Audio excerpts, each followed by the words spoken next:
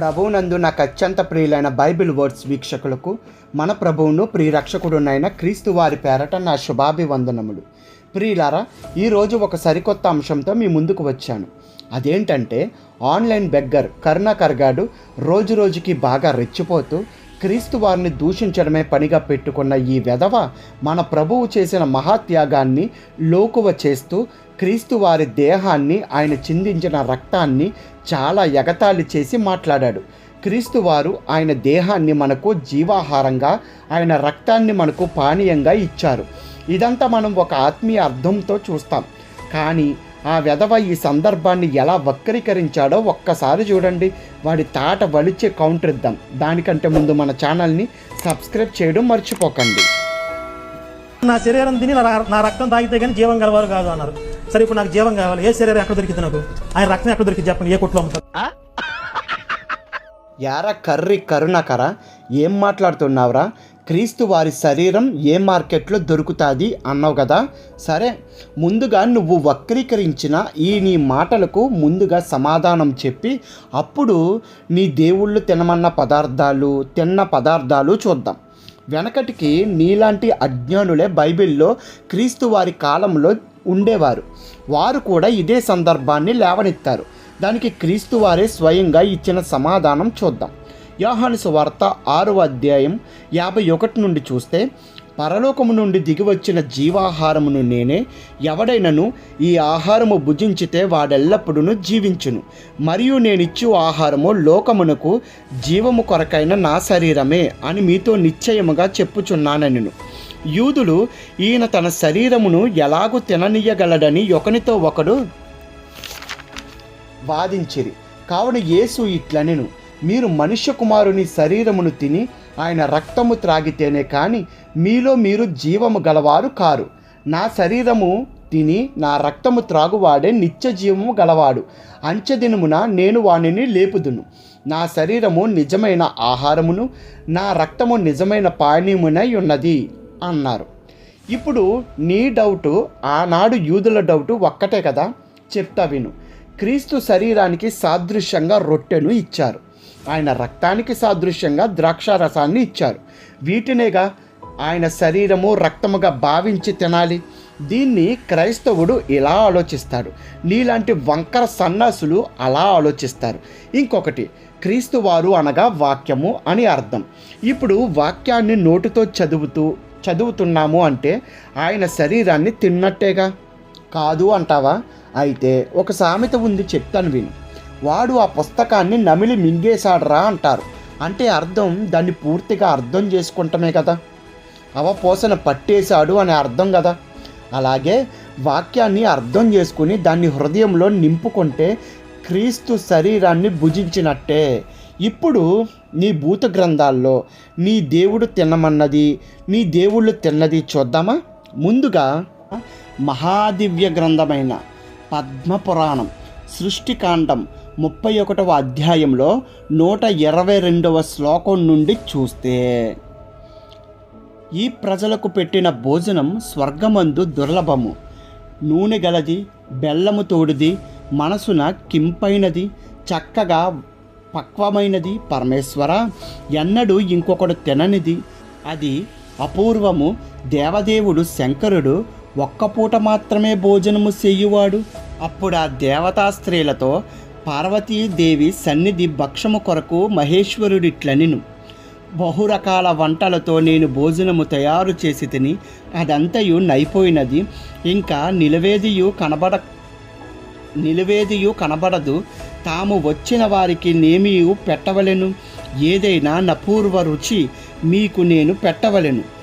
ఎవ్వరు మీకు నే వడ్డించదా, మీరు నాభి క్రింద గుండ్రని పండ్ల వంటివి వ్రేలాడు నా వృషణములను మీరు తినుడు, దానిచే చాలా తృప్తి కలుగును.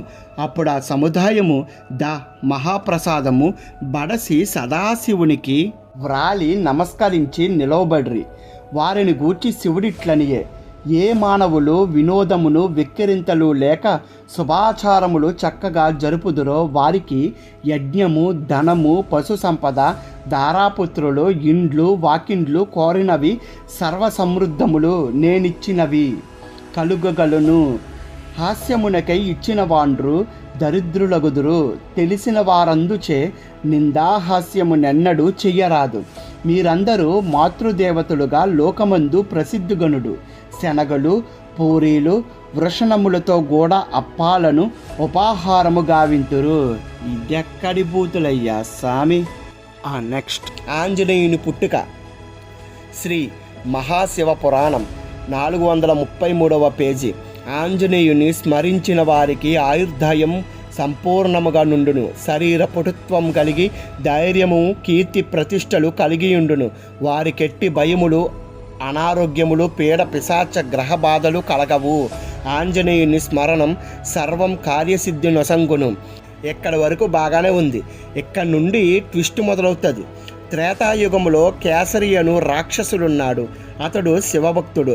జన్మరీత్యా రాక్షసుడైన దైవిక ధర్మములు కలిగిన వాడు. అతడు సంతానం కోసం శివుని గూర్చి ఘోర తపస్సు చేశాడు. శివుడు ప్రత్యక్షమై, భక్త, నీకు పుత్ర సంతాన యోగ్యము లేదు. నీ తప ఫలితంగా నీకు ఒక కుమార్తెను ప్రసాదించుచున్నాను. ఆమె గర్భమున శివాంశ సంభూతుడైన కుమారుడు జన్మించి అతులిత బలసంపన్నుడు, దైవ కార్యమునకు సహకరించి చిరకీర్తిని ఆర్జించి చిరంజీవిగా మనగలడు అని వరమిచ్చాడు. ఆ వరప్రభావం వలన కేసరికి అంజనాను కుమార్తె జన్మించింది. అంజనకు యుక్త వయస్సు రాగానే కేసరి అనే కపిశ్రేష్ఠుడు ఆమెను వరించి వివాహమాడాడు. అంజన కేసరులకు ఎంతకాలమైన సంతానం కలగలేదు. అంజన చాలా దిగులు చెంది ఒకనాడు మాతంగ మహాముని ఆదేశానుసారముగా వెంకటాచలమునకు చేరి ఆకాశగంగా తీరాన సంతానాభిలాషి అయి శివుని గూర్చి కఠోర తపస్సు ఆరంభించింది. ఆమె అన్నాహారములు విసర్జించి కేవలము వాయుభక్షణ మాత్రమే చేస్తూ తపస్సు చేయడాన్ని గమనించి వాయుదేవుడు ముగ్ధుడై ప్రతిదినము ఒక ఫలమును ఆమెకు ప్రసాదించసాగాడు. వాయుదేవుడి ప్రసాదం కావున అంజన ప్రతిరోజు ఆ ఫలాన్ని మాత్రం ఆరగిస్తూ తపస్సు చెయ్యసాగింది. ఇలా కొంతకాలం గడిచిన తర్వాత ఒకనాడు పార్వతీ పరమేశ్వరులు భూలోక విహారం చేస్తూ వెంకటాచలమును సమీపించారు.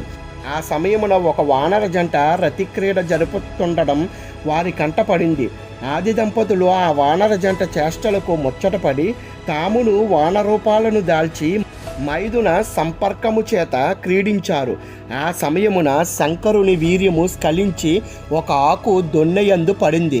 వాయుదేవుడు ఆ ఆకుదొప్పను వీర్య సహితముగా కొనిపోయి అంజన ముందుంచాడు. అంజన యథాప్రకారము వాయుదేవుని ప్రసాదముగా భావించి శివుని వీర్యమును భక్షించింది. శివుని వీర్య ఫలితంగా అంజన గర్భవతి అయ్యింది. ఆమె ఆ విపరీతమునకు భయము చెందుతూ భర్త సంపర్కము నెరగకుండా తపస్సు చెయ్యుచున్న తనకి గర్భమెలా వచ్చింది, ఇది ఎన్ని అపవాదుల పాలు చెయ్యునోనని చింతించుచుండగా ఆకాశవాణి, తల్లి విచారించకు, ఇది దైవ నిర్ణయము. శివాంశ సంభూతుడైన కుమారుడు నీ గర్భవాసాన్న జన్మించుచున్నాడు. అతడు మహాబలవంతుడు, అప్రతిహాత, ప్రతిభా సంపన్నుడు, మహాజ్ఞాని, మహాభక్తుడు కాగలడు. ఈ యుగమున మహావిష్ణువు రావణ సంహారణార్థం శ్రీరామచంద్రుడై అవతరించుచున్నాడు. ఆ రామునికి సేవకుడై రామకార్య దురంధరుడై మీదు మిక్కిలి శ్రీరామ భక్తుడై నీ కుమారుడు చిరంజీవి అయి యుగాంతము వరకు భక్తుల రక్షకుడై నుండగలడు. నీవు మహితాత్మురాలవు, వీరమాతవు కాగలవు. నీ కుమారుడు యశఃకాంతుల వలన మీ వంశము కీర్తి నొందగలదు అని పలికింది. ఇదేం దరిద్రం రా కరుణాకర. క్రీస్తు వారు శరీరాన్ని తినమన్నారంటే అర్థం ఉంది, కానీ నీ శివుడు తినమన్న వృషణాలను ఎలా తింటారా? నీ ఆడవాళ్ళ దగ్గరికి వెళ్ళి నీ శివుడి వృషణాలను ఇచ్చి అప్పాలను చేయించుకొని హనుమంతుని తల్లి అంజనీదేవి ఉంది కదా, ఆవిడ తిన్న వీర్యంలో ముంచుకొని తిను. చవట సన్నాసి.